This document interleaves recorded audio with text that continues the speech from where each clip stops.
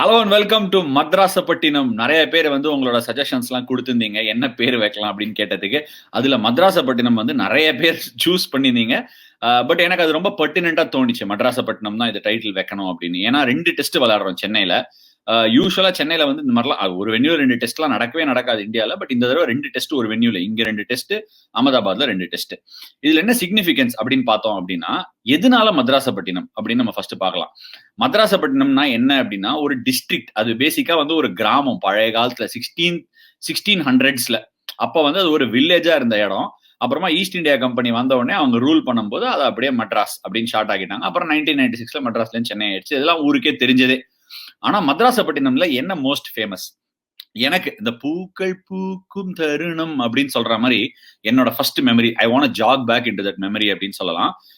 முதல்ல அந்த இடத்துல கால் எப்படி எடுத்து வச்சேன், சேப்பாக்குள்ள கால் எப்படி எடுத்து வச்சேன், ஒரு கிரிக்கெட்டரா எப்படி எடுத்து வச்சேன், ஒரு ஃபேனா எப்படி எடுத்து வச்சேன்னு பாக்குறதுலாம் ரொம்ப டிஃபிகல்ட். அதை தனித்தனியா எடுத்து வைக்க முடியாது. முதல்ல ஃபேனா நான் கால் எடுத்து வச்சது வந்து India versus England test match. எங்க அப்பா வந்து கஷ்டப்பட்டு அவரோட ஃப்ரெண்டு கிட்ட, அவ ஃப்ரெண்டு கிட்ட இல்ல, எங்க அம்மா வந்து அப்ப யூனிலிவர்ல ஒர்க் பண்ணிட்டு இருந்தாங்க. ஸோ அவங்க வந்து ஸ்பான்சர் பண்ணதுனால ஒரு டிக்கெட் கிடைச்சி பெவிலியன் டெரஸ்ல ஒரு இங்கிலீஷ் ஃபேன் வந்தாரு. அவர் பக்கத்துல உட்காந்து நானும் எங்க அப்பா வந்து டெஸ்ட் மேட்சை பார்த்தோம். சச்சினோட 100, கபில் தேவ் ஆனாரு, அலெக்ஸ் ஸ்டூவர்ட் பயங்கரமான பிளிக்ஸ் டிரைவ்ஸ்லாம் ஆனாரு. அதுதான் என்னோட ஓல்டஸ்ட் மெமரி. நான் ரொம்ப சின்ன பையன் அப்போ. ஆனா எனக்கும் இந்த மட்ராஸ், அதாவது சேப்பாக் அப்படிங்கிறதுக்கு வேற மாதிரி கனெக்ஷன். நான் இங்க பிறந்திருக்கேன் பிறக்கல அதெல்லாம் செகண்டரி. என்ன கனெக்ஷன் அப்படின்னு பாத்தீங்கன்னா, நான் பிறந்த வருஷம் தான் த ஃபேமஸ் டைட் டெஸ்ட் நடந்தது 1986ல.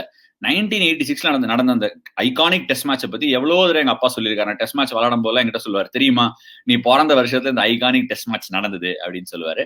சரி, இன்னும் கொஞ்சம் நான் பின்னாடி எடுத்துட்டு போயிடுறேன். ஃபர்ஸ்ட் அதாவது நம்ம சேப்பாக் கிரவுண்ட், எம்ஏ சிதம்பரம் அப்படின்னுவாங்க. எம்ஏ சிதம்பரம் கிரவுண்ட் எப்படி பேர் வந்ததுன்னா, எம்ஏ சிதம்பரம் வந்து was the person who initiated the ground. அவர் வந்து ஒரு பிரசிடென்ட் ஆஃப் த அசோசியேஷனா இருந்தாரு. And if I'm not wrong, he could have been the first president நினைக்கிறேன். அந்த ஃபர்ஸ்ட் பிரசிடென்ட் பேரை தான் இதுக்கு வச்சாங்க. இதே மாதிரி பாத்தீங்கன்னா நம்ம பெங்களூர்ல எம் சின்னசுவாமின்னு வரும். நிறைய பேர் கன்ஃபியூஸ் பண்ணிப்பாங்க. எம் சிதம்பரம் எம் சின்னசுவாமி ஸ்டேடியத்துக்கும் கன்ஃபியூஸ் பண்ணிப்பாங்க. சென்னையில இருக்கிறது வந்து எம்ஏ சிதம்பரம் ஸ்டேடியம். இதுல வந்து 2 விஷயம் இருக்கு. முன்னாடி என்ன போடுவாங்கன்னா, மேட்ச் டிவில பாத்தீங்கன்னா விக்டோரியா ஹாஸ்டல் எண்ட்ல இருந்து போலிங் போடுறாரு, அப்புறம் பெல்ஸ் ரோடு எண்ட்ல இருந்து போலிங் போடுறாங்க அப்படின்னு சொல்லுவாங்க. இதெல்லாம் வந்து ஒரு ஆஸ்திரேலியன் ஸ்டைல். ஆஸ்திரேலியால கூட இப்படிதான் ஸ்டான்லி ஸ்ட்ரீட் எண்ட் அப்படின்னுவாங்க. அந்த மாதிரி ஒரு கல்ச்சரு. எனக்கு என்ன நல்லா ஞாபகம் இருக்குன்னா, மேட்ச் எல்லாம் பாக்குறதுக்கு ஃபர்ஸ்ட் வருவேன். அப்பெல்லாம் வரும்போது ஒரு டெஸ்ட் மேட்ச் அப்படின்னாலே ஆரவாரமா இருக்கும். அதோட ஒரு இம்பாக்ட் தனிங்க. முந்தின நாள் ராத்திரியே போயிட்டு எங்க அப்பாட்ட எல்லாம் சொல்லுவேன், நாளைக்கு டெஸ்ட் மேட்ச் போறோம், நம்ம வந்து டெஃபினட்டா வந்து இது வாங்கிட்டு போனோம், ட்ரிங்க்ஸ் எல்லாம் வாங்கிட்டு போனோம். ஏன்னா உள்ள எல்லாம் கொஞ்சம் எக்ஸ்பென்சிவா இருக்கும் இல்லையா, அந்த காலத்துல அதெல்லாம் அஃபோர்ட் எல்லாம் பண்ண முடியாது. சோ எல்லாம் சாப்பாடு எல்லாம் எடுத்துட்டு போனோம், சிப்ஸ் பாக்கெட் வாங்கிட்டு போனோம். இந்த மாதிரிலாம் சின்ன சின்ன ஒரு குழந்தைகளுக்கான ஆசை தான் எனக்கும் அந்த டைம்ல. நான் நல்லா, அதாவது எப்படின்னா வந்து எங்க அப்பா என்ன டெஸ்ட் மேட்ச் கூட்டின்னு போறதுக்கு அப்புறம் நான் ஃபர்ஸ்ட் அவரை கூட்டின்னு போன ஒரு டெஸ்ட் மேட்ச். அதாவது வந்து நல்ல விவரம் தெரிஞ்ச டைம்ஸ்ல சொல்றேன். நல்லா இப்ப கூட ஞாபகம் இருக்கிற விஷயம் வந்து 1999 டெஸ்ட் மேட்ச், இந்தியாவுக்கும் பாகிஸ்தானுக்கும் நடந்த டெஸ்ட் மேட்ச். அதுல நடந்த மெமரிஸ்குள்ள போறதுக்கு முன்னாடி என்னோட ஃபர்ஸ்ட் எக்ஸ்பீரியன்ஸ் சேப்பாக் அப்படின்னா என்னெல்லாம் இருக்கும். நான் ஃபர்ஸ்ட் ஒரு பால் பாயா அந்த இடத்துல அட்டன் பண்ணிருக்கேன் ஒரு மேட்ச். அதுக்கு முன்னாடி செலக்ஷன்ஸ்க்கு எல்லாம் போவேன். நிறைய பேருக்கு தெரியுமான்னு தெரியாது. தெரியாதவங்களுக்கு இதை இன்ஃபர்மேஷனா வச்சுக்கோங்களேன். செலக்ஷன்ஸ்லாம் எப்படிங்க நடக்கும் தமிழ்நாடு டீமுக்கு அப்படின்னு கேட்கறவங்க ஃபர்ஸ்ட் வந்து இத்தினோண்டுக்கு காலம் கட்டிடுவாங்க. டிஎன்சியை வந்து ஒரு நோட்டீஸ் போடுவாங்க, அண்டர் 14 செலக்ஷன் ட்ரையல்ஸ்க்கு கூப்பிடுறோம், அண்டர் 16 செலக்ஷன் ட்ரையல்ஸ்க்கு கூப்பிடுறோம் அப்படின்னு. ஸோ நீங்க போனீங்கன்னா டிஎன்சியில ஒரு ஃபார்ம் கொடுப்பாங்க. அந்த ஃபார்மை நீங்க ஃபில் பண்ணி போட்டோலாம் ஒட்டி ஸ்கூல் அட்டஸ்டேஷன் வாங்கி கொடுத்துடணும். கொடுத்த உடனே உங்களுக்கு ஒரு டேட் கொடுப்பாங்க. அந்த டேட்ல போகணும். எப்படின்னா அது கோச்சிங் சென்டர் அப்படின்னுவாங்க. நீங்க வந்து இந்த விக்டோரியா ஹாஸ்டல் ரோடு வழியாவும் போகலாம், பெல்ஸ் ரோடு வழியாவும் போகலாம். போனோடனே டிஎன்சி ஆஃபீஸ் இருக்கும். ஆஃபீஸ்க்கு ரைட்ல போனோம். அதுக்கு ஆப்போசிட்டா வந்து இப்ப சில டென்னிஸ் கோர்ட்ஸ்லாம் இருக்கு. அதுக்கு பக்கத்துல கொஞ்ச நாளைக்கு கார் பார்க்கா யூஸ் பண்ணிட்டு இருந்தாங்க. இப்ப திருப்பி நெட்ஸ் போட்டாங்க. அத கோச்சிங் சென்டர் அப்படின்னுவாங்க. அந்த கோச்சிங் சென்டர் ஒரு வாலுக்கு அந்த பக்கம் இருக்கும். சோ பேரண்ட்ஸ் எல்லாம் எங்களை டிராப் பண்ணிட்டு அந்த வால்ல இருந்து எட்டி பார்ப்பாங்க, பசங்க எல்லாம் எப்படி விளையாடுறாங்க அப்படின்னு சொல்லிட்டு. நீங்க உள்ள நடந்து போன உடனே 4 செலக்டர் நிப்பாங்க. உங்க பேரை கேட்பாங்க. அப்புறம் ஒரு ஹெல்ப்பர் இருப்பாரு. யாருப்பா நீ, என்ன ஏது அப்படின்னுவாங்க. அப்படி நீங்க வேணா இந்த மாதிரி அஸ்வின் பேட்ஸ்மேன் போலர் அப்படின்னு நம்ம சொன்னோம்னா அதெல்லாம் நோட் பண்ணிப்பாங்க. ஒரு 100-110 பேர் வருவாங்க. அவங்களாம் ஒரு 5 நிமிஷம் பார்ப்பாங்க. அதுக்குள்ள இம்ப்ரெஸ் பண்ணிடணும். பேட்டிங் ஆனா அவுட் ஆகக்கூடாது, போலிங் போனா 2 விக்கெட் எடுக்கணும். அது ஒரு தனி ஒரு கிக்குங்க, பயங்கர கில்மாவா இருக்கும். அதை விளையாடின உடனே என்ன பண்ணுவாங்கன்னா சொல்லிடுவாங்க. ஒரு 3 நாள் நடக்கும் அந்த மாதிரி. ஒரு 500-600 பேர் வருவாங்க சிட்டியில இருக்கிற பசங்க எல்லாம். இது வந்து சிட்டியை பொறுத்த வரைக்கும் நடக்கிற விஷயம். இதே மாதிரி 30 டிஸ்ட்ரிக்ட் இருக்கு தமிழ்நாடுல. அந்த 30 டிஸ்ட்ரிக்ட்லயும் இந்த மாதிரியே ஒரு செலக்ஷன் நடக்கும் எல்லா இடத்துலயும். ஒரு டிஸ்ட்ரிக்ட்டுக்கும் ஒரு டீம் ஃபார்ம் ஆகும். சென்னை சிட்டிக்கு ஒரு டீம் ஃபார்ம் ஆகும். இதுலேருந்து டீம் விளையாடி எப்படி விளையாடுவாங்கன்னா, சிட்டில வந்து 60 பேர் செலக்ட் பண்ணுவாங்க. அந்த 60 பேரை செலக்ட் பண்ணி ரவுண்ட் ராபின் மேட்ச் நடத்தி ஒரு 15 பேர் செலக்ட் பண்ணுவாங்க. அதே மாதிரி டிஸ்ட்ரிக்ட்ஸ்ல நடக்கிற மேட்ச் எல்லாம் சேர்ந்து ஒரு கம்பைன் டிஸ்ட்ரிக்ட் டீம் எடுத்து சிட்டியும் டிஸ்ட்ரிக்டையும் மோத விட்டு ஸ்டேட் டீம்டா அப்படின்னு சொல்லி ஒரு 15 பேர் போடுவாங்க. இது என்ன பியூட்டிஃபுல்லா அந்த வயித்துல அதே ஒரு பட்டாம்பூச்சி பறக்கும் அப்படின்னுவாங்கல்ல, அந்த பட்டாம்பூச்சி பியூட்டிஃபுல்லா பறக்குங்க. எனக்கு பட்டாம்பூச்சி பறக்குது அப்படின்னு ஃபீலிங் கொடுத்தாலே அது செப்பாக்கோட அந்த டிஎன்சியோட அசோசியேட்டே பண்ணுவேன். இப்போ என்ன பண்ணுவாங்கன்னா அந்த போர்டுல ஒட்டுவாங்க அந்த லிஸ்ட். அந்த போர்டுல ஒட்டுறதுக்கு ஐஏஎஸ் ஐபிஎஸ் எக்ஸாமுக்குலாம் அந்த ரிசல்ட் பார்ப்பாங்க நிறைய பேர் டிவிலாம் படத்தெல்லாம் காட்டுவாங்க. அந்த மாதிரி வெயிட் பண்ணுவோம். 6 மணிக்கு சொல்லிட்டாங்கன்னா 5, 4:30 மணில இருந்து கூட்டம் வர ஆரம்பிச்சிடும். எல்லா பேரண்ட்ஸ் பசங்க எக்ஸ்பெக்டேஷன்ஸோட நிறைய பேர் டிசப்பாயின்மெண்டோட போவாங்க. சில பேர் நான் செலக்ட் ஆயிடுவேன் அப்படின்னு கன்ஃபார்மா தெரியும். அவங்க 100 அடிச்சிருப்பாங்க, இல்ல 5 விக்கெட் எடுத்திருப்பாங்க. ஸோ ஸ்வீட்டோடய வந்துருவாங்க அப்பா அம்மாவோட ஸ்கூட்டர்ல அப்படியே ஏறி. என்னோட ஃபர்ஸ்ட் மெமரி அதுதான். Unreal memory. அதாவது வந்து நம்ம மேக் அப்படின்னுவாங்க. இந்த சேப்பாக் ஸ்டேடியம் மேக் அப்படின்னுவாங்க. ஏன்னா எம்ஏ சிதம்பரம் ஸ்டேடியம் இல்லையா, அந்த மேக் ஏ அப்படின்னு சொல்லுவாங்க. மேக் பின்னு ஒரு கிரவுண்ட் இருந்தது. இப்ப நிறைய பேர் வந்து இந்த நம்ம சிஎஸ்கே எல்லாம் வந்ததுக்கு அப்புறமா அந்த இடத்துல எட்டி பார்ப்பாங்க நெட்ஸ் நடக்கிற இடத்துல. அது ஆக்சுவலி ஒரு கிரவுண்ட். இப்ப இருக்கிறவங்களுக்கு எல்லாம் தெரியுமான்னு தெரியல. மேக் பி அப்படின்னுவாங்க. செமையா இருக்குங்க பேட்டிங் விக்கெட். அது சின்ன கிரவுண்ட் தான். அந்த டைம் எல்லாம் சின்ன கிரவுண்டா இருந்தாலும் பாலா நிறைய பேர் வெளில தூக்கி அடிக்க மாட்டாங்க. லோவர் டிவிஷன் லீக் மேட்ச் நடக்கும், செலக்ஷன் மேட்சஸ் நடக்கும். நான் அடிச்ச முதல் 100 அங்கதாங்க. 12 வயசுல ஃபர்ஸ்ட் டைம் அங்க 100 அடிச்சேன். அதுக்கப்புறம் சிஎல்ஆர்ஏ கிரவுண்ட்ல ஒரு 100 அடிச்சேன். ப்ராப்ளி இன்னும் கொஞ்சம் 11, 10 வயசுன்னு வச்சுக்கோங்களேன், அப்ப அடிச்சேன். அந்த கிரவுண்ட்ல விளையாடின மெமரி எக்கச்சக்க மேட்சுங்க. குட்டியூண்டு கிரவுண்ட். இன்னி தேதிக்கு ஐபிஎல் வந்ததுக்கு அப்புறம் அந்த கிரவுண்டை யோசிச்சு பார்த்தா தினம் அந்த கிரவுண்ட்ல இருந்து பால் அடிச்சா தினம் அந்த இது கவர்மெண்ட் அவங்க குவார்டர்ஸ்குள்ள தான் போய் விழுவும். ஒரு ஹாஸ்டல் இருக்கு, அங்கதான் போய் எல்லா பாலும் விழுவும்னு நினைக்கிறேன். ஆனா அவ்வளவுலாம் அந்த டைம்ல போகாது, யாரும் அடிக்க மாட்டாங்க. நல்ல ப்ராப்பர் ட்ரெடிஷனல் கிரிக்கெட் விளையாடுவாங்க.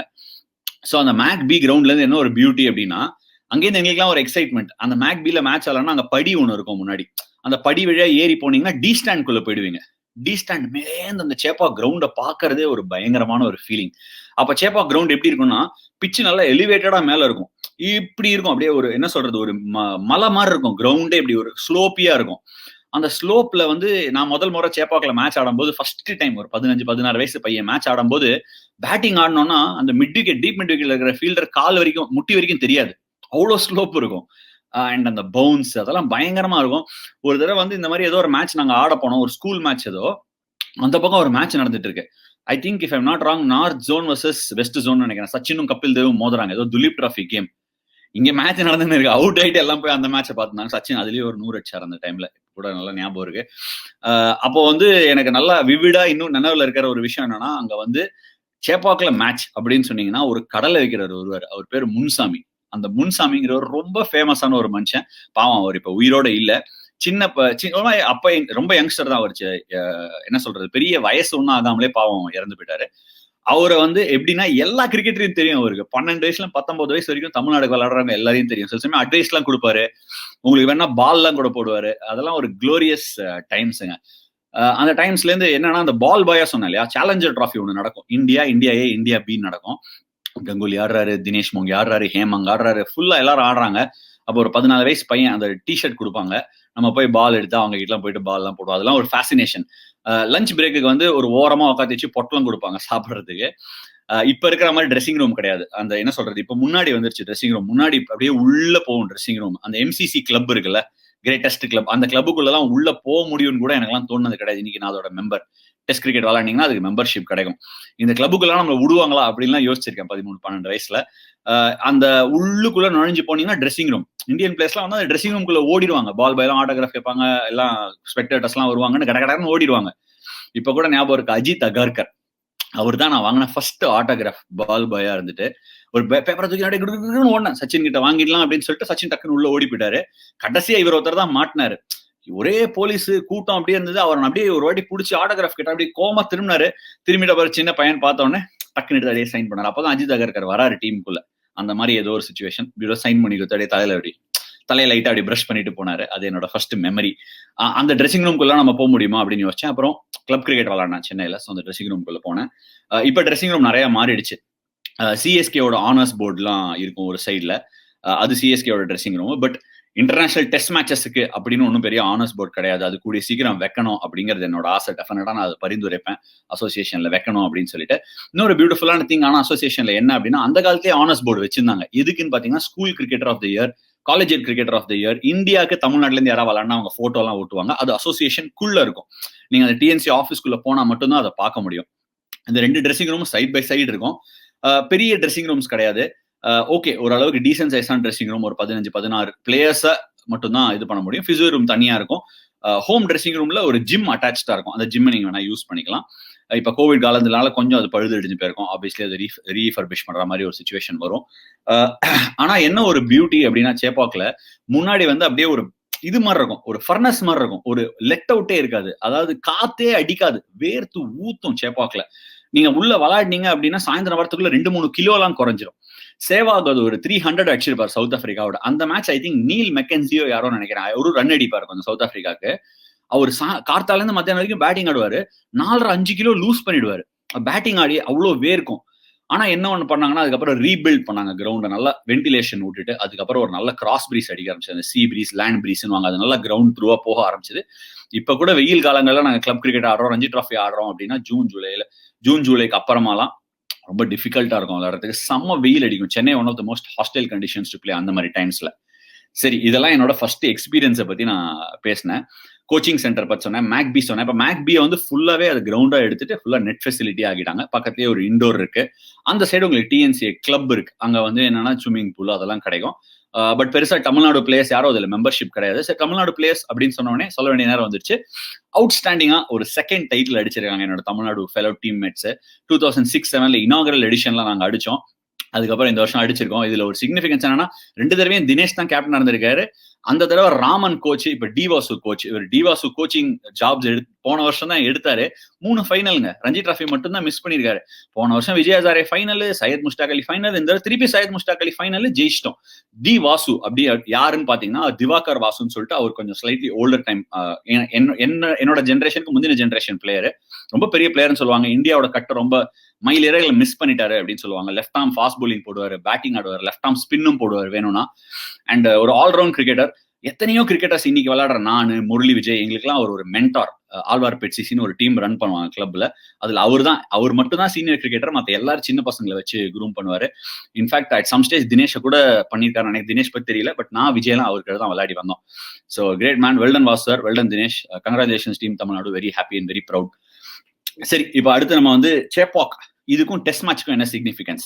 மத்ராசப்பட்டினம் சேப்பாக்கு டெஸ்ட் மேட்ச் என்னங்க சிக்னிபிகன்ஸ்? இது ஒரு bastion for Indian cricket. 1986 tied டெஸ்ட்டுக்கு அப்புறமா 1986 டைட் டெஸ்ட், முதல்ல அதுக்கு முன்னாடி போறதுக்கு முன்னாடி 1986 அந்த டைட் டெஸ்ட் 1977 நினைக்கிறேன், ஒரு 67ல இருந்து 1967ல இருந்து 1988 வரைக்கும் சேப்பாக் வந்து 9 பொங்கல் டெஸ்ட் நடத்திருக்காங்க. கரெக்டா பொங்கல்னா அங்க டெஸ்ட் மேட்ச் வச்சிருவாங்க. அந்த பொங்கல் டெஸ்டோட பினிஷிங் தான் அந்த டைட் டெஸ்ட் 1986ல. அதுக்கப்புறம் பொங்கல் டெஸ்ட்ங்கிற அந்த எக்ஸாக்ட் டைமிங்ல மேட்ச் பண்ண முடியல, ஏன்னா கேலண்டர் பயங்கர டிஃபரெண்ட் ஆயிடுச்சு கிரிக்கெட்டுக்கு. ஸோ அந்த பொங்கல் டெஸ்ட் மிஸ் ஆயிடுச்சு. பட் இந்த தடவை பொங்கல் இல்ல, பொங்கலுக்கு போஸ்ட் பொங்கல் அப்படிங்கிற மாதிரி 2 டெஸ்ட் வந்து சேர்ந்திருக்கு. ஸோ இந்த டைட் டெஸ்டோட பியூட்டி என்னன்னு பாத்தீங்கன்னா, கிரெக் மேத்யூஸ் அவர் வந்து ஒரு பயங்கரமான கேரக்டர். எனக்கு நல்லா ஞாபகம் இருக்கு. இப்போ கூட சிட்னில போன வருஷம் வந்து என்கிட்ட பேசுவாரு. செம கேரக்டருங்க, டிஃபரெண்டான கேரக்டர். தொப்பி போட்டுட்டு அந்த பேக்கி கிரீன் தொப்பி போட்டு தான் அந்த என்டையர் மேட்ச் போலிங் போட்டாரு. நான் இப்ப ஏதோ சிட்னில ஒரு அந்த ஒரு ஃபர்ஸ்ட் கிளாஸ் கேம்ல பிராக்டிஸ் மேட்ச்ல தொப்பி போட்டேன், ஏன் போட்டீங்கன்னு கேட்டாங்க. அதுக்கு சிம்பிள் ரீசன் தான். தொப்பி எடுத்து அம்பையர் வாங்கிக்க மாட்டேன், சரி அதையே போட்டேன். அந்த காலத்துல கிரெக் மேத்யூஸ் தொப்பியை போட்டாரு. இன்ஃபேக்ட் நல்ல சென்னை வெயில்ல ஸ்வெட்டர் போட்டுனே போலிங் போடுவாரு. இந்த மாதிரிலாம் ஒரு வித்தியாசமான மனுஷன். என்ன சொல்ற, அந்த மாதிரி கேரக்டர்ஸ் தான் மேக் த கேம் ரிச் இல்லையா? இப்ப கூட ரீசெண்டா வந்து நான் ரவிபாயிட்ட கேட்டிருந்தேன், அந்த காலத்துல நீங்க ஸ்பின் பயங்கரமா ஆடுவீங்க, எல்லாரும் இறங்கி டமால் தூக்கி அடிப்பீங்க. அவங்களோட ஜென்ரேஷன் நிறைய ஸ்பின் விளையாடி இருக்காங்க. ஸ்பின் எல்லா விக்கெட்ஸும் எவென்ச்சுவலா ஸ்பின் ஆகும். அதுல ஒரு பவுன்ஸ் இருக்கும். சேப்பாக்லாம் 3rd 4th டேக்கு அப்புறம் நல்ல பவுன்ஸ் அண்ட் டர்ன் இருக்கும். சோ அவங்களோட ஏரால ரவி சாஸ்திரி கூட அந்த மேட்ச்ல வந்து டீன் ஜோன்ஸ் ஒரு 200 அடிப்பாரு நினைக்கிறேன் ஃபர்ஸ்ட் இன்னிங்ஸ்ல. இப்ப கூட ஞாபகம் இருக்கு. பாவம் டீன் ஜோன்ஸ் இந்த வருஷம் தான் காலமானாரு அந்த பபுள்ல இருக்கும்போது. ரொம்ப ஒரு வருத்தத்தக்கமான விஷயம். அந்த மேட்ச்ல மணிந்தர் சிங்கோட விக்கெட்டை தான் லாஸ்ட் விக்கெட் எடுப்பாரு. இன்னைக்கு கூட ஆக்சுவலி எனக்கு ஒரு ஆசை, அந்த பாலை எடுத்து டிஆர்எஸ் போட்டு அதுக்கு யாராவது மேப்பிங் பண்ணுவாங்களான்னு. சும்மா ஒரு வம்பு சேக் யோசிச்சு பாருங்க. ஒரு டைட் டெஸ்ட்ல மணிந்தர் சிங் அப்படி காலில் வாங்கிட்டாரு, கிரெக் மேத்யூ செலிப்ரேட் பண்றாரு, அவுட் கொடுத்தாச்சு, அப்படி மணிந்தர் சிங், ரவி சாஸ்திரி அப்படி ரிவ்யூ போடுறாங்க அப்படின்னா அது என்ன ஒரு கிளைமேக்ஸ் இருக்கும் அந்த பினிஷுக்கு. சோ அந்த கேம் வந்து டைல முடிஞ்சது. இன்ஃபேக்ட் 1986 அந்த டைட் டெஸ்ட்டுக்கு அப்புறமா சேப்பாக்ல இந்தியா வந்து ஒரு லிட்ரல் ஃபோர்ட்ரஸ்ன்னு சொல்லலாம். அந்த ஃபோர்ட்ரஸ்ங்கிற கான்செப்ட் வந்து சிஎஸ்கே வந்து ஒரு 2008ல நாங்க ஒரு 15 விளையாடும்போது அந்த ஃபோர்ட்ரஸ் அப்படிங்கிற ஒரு கான்செப்ட் எடுத்துட்டு வந்தோம். எக்ஸாக்ட்டா எப்படி பவுலிங் பண்ணணும், எப்படி பேட்டிங் ஆடணும், இந்த மாதிரிலாம் விஷயங்கள் தெரியும். ஆனா அதுக்கப்புறமா 14 டெஸ்ட் நடந்திருக்கு சேப்பாக்ல. அது இந்தியா 8 ஜெயிச்சிருக்காங்க, 5 டிரா பண்ணிருக்காங்க, ஒன்னே ஒண்ணு தான் தோத்துருக்காங்க. அந்த ஒரு தோத்த டெஸ்ட் மேட்ச் கூட 1999ல நான் பார்த்த டெஸ்ட் மேட்ச் தான். அந்த தோத்த டெஸ்ட் மேட்ச்ல கூட மக்கள் திருப்பி மகேசன் தீர்ப்புங்கிற மாதிரி ஜெயிச்சிட்டோம்யா நம்ம நாலேஜபிள் சென்னை கிரௌடுன்னு முடிவான ஒரு மேட்ச் 1999ல. எதனால நாலேஜபிள் சென்னை கிரௌடுன்னு கூப்பிடுறாங்கன்னா இந்த கேமுக்கு அப்புறமா தான். என்ன கேமுங்க, ஓய்யோ மொமெண்ட்ஸ் விவிடா சொல்றேன். ஃபர்ஸ்ட் மொமெண்ட் சடகோபன் ரமேஷோட டெபியூ. சடகோபன் ரமேஷ் அந்த சென்னை சர்க்கிள்ஸ்ல நம்ம ஊர் ஆலியா அப்படி யார் அவர் சடகோபன் ரமேஷ்னு நான் போய் பார்த்தேன். நான் ஒரு 12 இயர்ஸ் ஓல்டு இருப்பேன். ஆமா கரெக்ட், இல்ல 13 இயர்ஸா சம்திங் லைக் தட். எங்க அப்பா கூட்டிட்டு போனாரு மேட்சுக்கு. பெவிலியன் டெரஸ்ல டிக்கெட் கிடைச்சது. அப்பலாம் பெவிலியன் டெரஸ் கிடைச்சா நேர் வியூ, நேர்லாம் டெஸ்ட் மேட்ச் பாக்குறதுலாம் பெரிய விஷயங்க. சோ நேர்ல பாப்பேன் அந்த டெஸ்ட் மேட்சை. பார்க்கும்போது சடகோபன் ரமேஷ் யார் சடகோபன் இந்தியா ஃபர்ஸ்ட் ஃபீல்டிங் பண்ணும்போது அவர் வந்து பாயிண்ட்ல நின்று இருந்தார். ஒரு ஃபிளாப்பி ஹேட்டை போட்டு இவர்தான் அதுக்கு ஒரு பயங்கரமா ஒரு என்ன சொல்றது, ஒரு செம்ம ஒரு பில்டப்.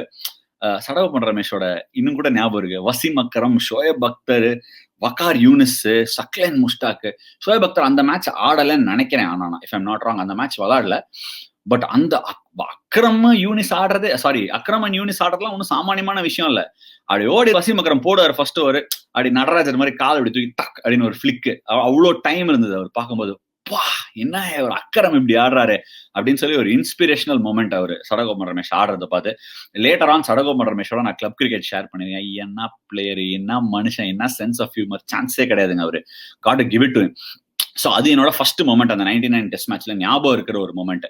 அதுக்கப்புறம் என்னடா மொமெண்ட் ஞாபகம் இருக்கு அப்படின்னு பாத்தீங்கன்னா, அப்படியே ஒரு செகண்ட் டே மார்னிங் அப்படியே மேல ஏறி வருவேன். அதாவது எப்படின்னா அந்த படி வரும், நீங்க உள்ள இருந்து ஏறி அந்த படிக்குள்ள வந்து அந்த ஸ்டாண்ட்ல அப்படி எட்டி பாப்பீங்க. அதுல ஒரு லைன் கியூலாம் இருக்கும். டே என்னடா சத்தம் வருது அப்படின்னு சொல்லி அந்த கியூல மேல வந்து அப்படி ஃபர்ஸ்ட் இப்படி எட்டி பாக்குறேன். வசீம் அக்ரம் ஒரு பால் அப்படி வந்து அப்படி ரிலீஸ் பண்ணாரு. டிராவிட் அப்படி ஆடுவாரு, சக்குன்னு பெயில மட்டும் எடுத்துன்னு போகும். என்ன பாலுங்க, இன்னைக்கு கூட அந்த பாலை வந்து அந்த பின்னாடில இருந்து பார்த்ததுக்கே அப்படி ஒரு இம்பாக்ட் இருந்தது. அது ஒரு மொமெண்ட். அப்புறம் சக்லேன் முஸ்டாக் ஃபர்ஸ்ட் இன்னிங்ஸ் வந்து தூசரா போட்டு சச்சின் டெண்டுல்கரை ஸ்லிப்ல அவுட் ஆக்கிடுவாரு. அதே மாதிரி செகண்ட் இன்னிங்ஸ்ல என்னமா விளையாடுவாருங்க சச்சின். அதான் வந்து அதெல்லாம் ஒரு சான்ஸே இல்லை. அவர் டெசர்ட் ஸ்டாம்லாம் சொல்லுவாங்க. இந்த மாதிரி இப்ப நான் டெஸ்ட் மேட்ச் விளையாடி இருக்கேன், டெஸ்ட் கிரிக்கெட்னா என்னன்னு தெரியும். அந்த மாதிரி ஒரு நாக்கெல்லாம் லெஜெண்டரி. அவருக்கு பேக் பெயின், ஒரு பேக் இது வேற ஸ்ட்ராப் வேற போட்டுப்பாரு ரெட் கலர்ல, ஞாபகம் இருக்கு. நயன் மோங்கியாவும் அவரும் எக்ஸ்ட்ரானரி ரிவைவல் பண்ணுவாங்க. அப்புறம் நயன் மோங்கியா புல் அடிச்சு கொடை கால்பி அவுட் ஆயிடுவாரு. அப்புறமா சச்சினும் ஆடி கடைசியில தூசராவை அடிச்சு மிட் ஆஃப்ல வசீம் அக்ரம் கேட்ச் பிடிச்சி அந்த இன்னிங்ஸ் ஒரு க்ளோஸுக்கு வரும். ஒண்ணுமே இல்லைங்க, ஒரு 12 ரன் இருக்கும், 3 விக்கெட் இருக்கும். சக்குன்னு சச்சின் முஸ்டாக் அவுட் எடுத்துருவாரு எல்லாரையும். ஒரு ஹார்ட் பிரேக்ல முடியும். என்னடா ஹார்ட் பிரேக்ல. அதுல இன்னொரு மொமெண்ட் அந்த கேம்லயே சௌரவ் கங்குலி கவர் டிரைவ் அடிப்பாரு சக்லேன் முஸ்டாக்க. அடிச்சு ஃபீல்டர் மேல அடிச்சு பால் மேல போய் கேட்ச் பிடிச்சிருவாங்க. அம்பையர் ராமசாமி அவுட் கொடுத்துருவாரு. இன்னைக்கு கூட அது வந்து நான் இஞ்சி பாயோட ஷோல பேசும்போது அது ஒரு மாதிரிதான் அப்படின்னாரு இஞ்சி பாய் அந்த டிசிஷனை.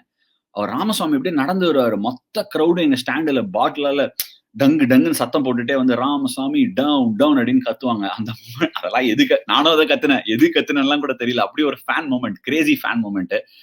இந்த மாதிரி மூமெண்ட்ஸ் எல்லாம் ஸ்டார் காணினாலும் நாலேஜபிள் சென்னை கிரௌட் அப்படிங்கிற மூமெண்ட் தான். மேட்ச் தோத்து அப்படியே என்ன சொல்றது, ஒரு பின் டிராப் சைலன்ஸ். சேப்பா கிரௌட்ல பின் போட்டுருந்தீங்கன்னா டக்குன்னு சத்தம் வந்துருக்கும். அவ்வளவு சைலன்ஸ், அந்த ஷாக்.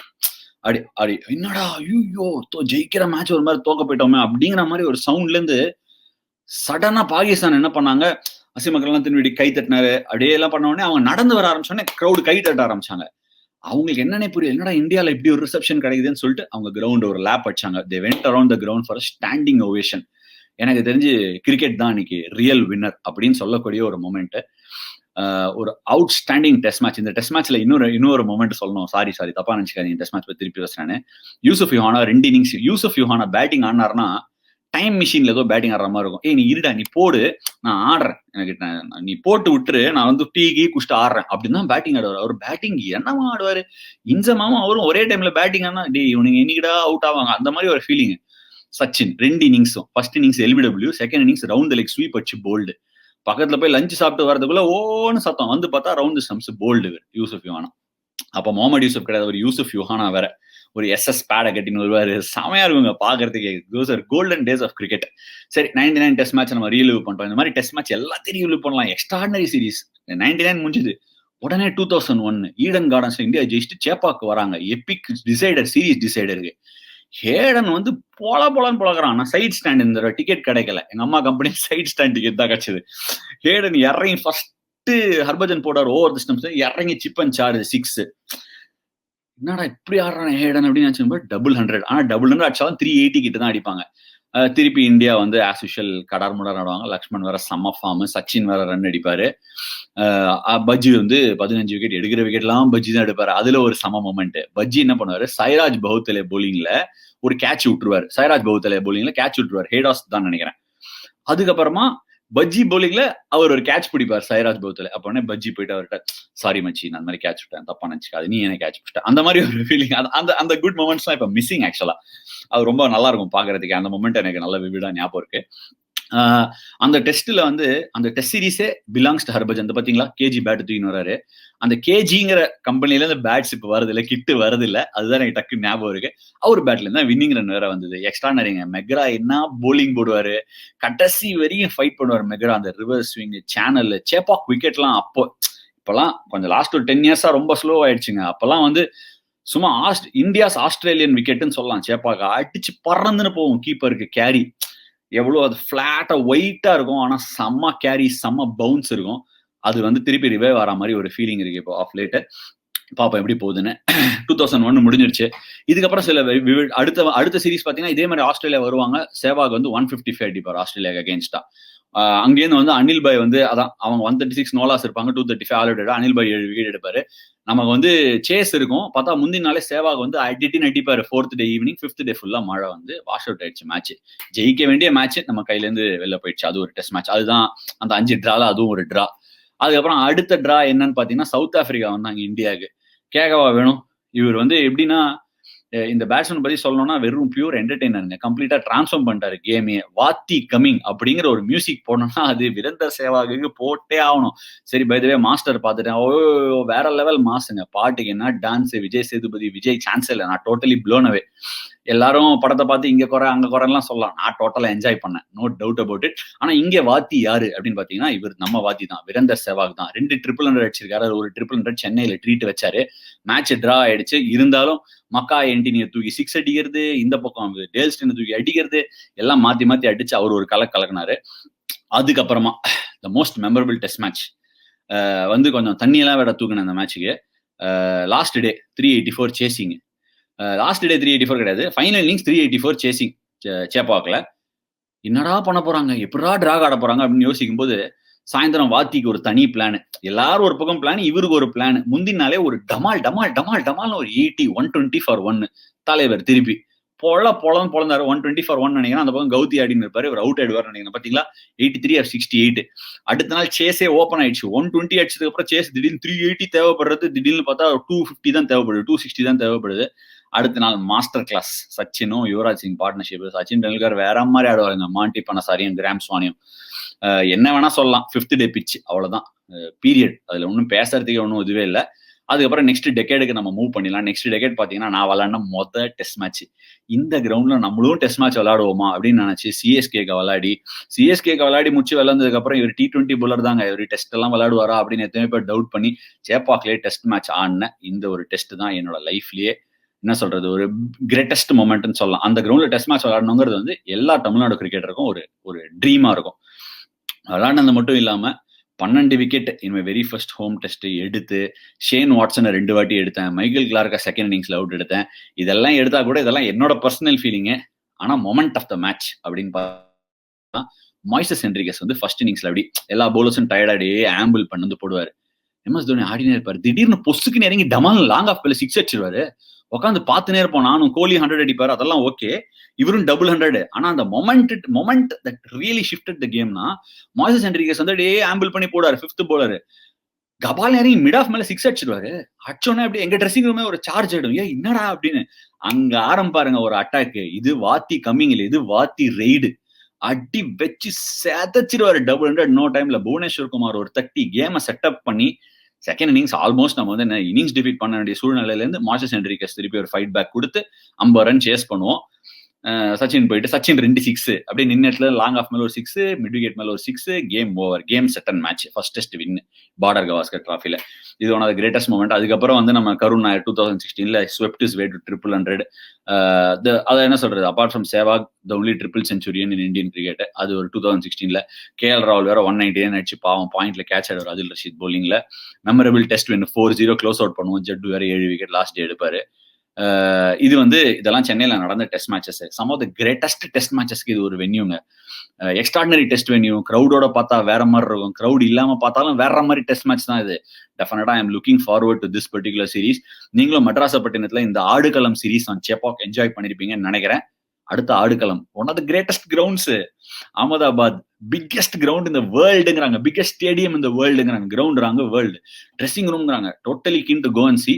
அங்கேருந்து உங்களுக்கு அடுத்த சீரீஸை வழங்குறேன். அதுக்கு முன்னாடி வேற ஏதாவது இருந்தாலும் சொல்றேன். Okay, hope you had fun. Thank you so much for joining me on this episode of மத்ராசப்பட்டினம்.